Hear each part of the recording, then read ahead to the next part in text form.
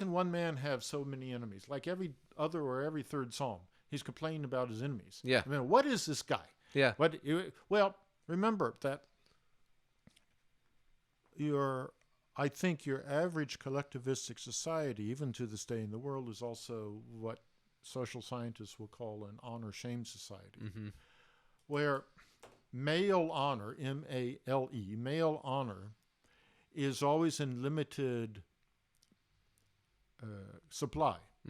Honor being defined here very, very characteristically as simply the good opinion that others have about you. Right. If their good opinion of you if it goes up, then you are held in more honor. If it goes down, you're held in shame. Right. You lose face, you get shamed. Yep.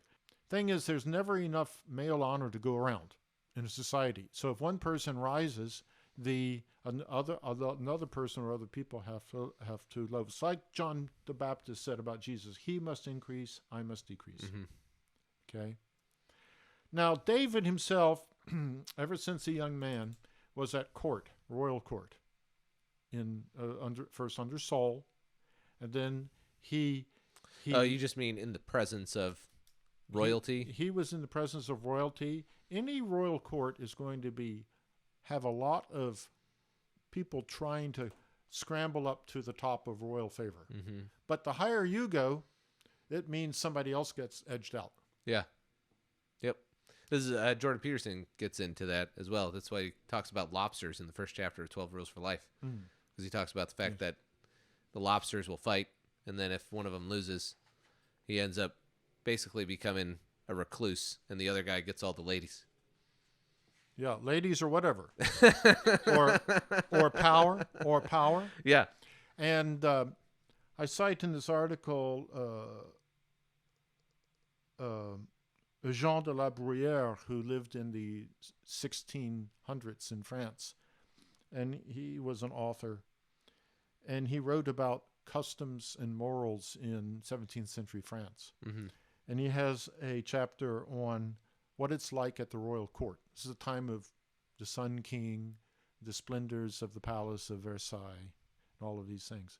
And he's saying there that a man who truly understands, I'm reading, a man who truly understands the royal court is always in control of his own gestures, his eyes, his face.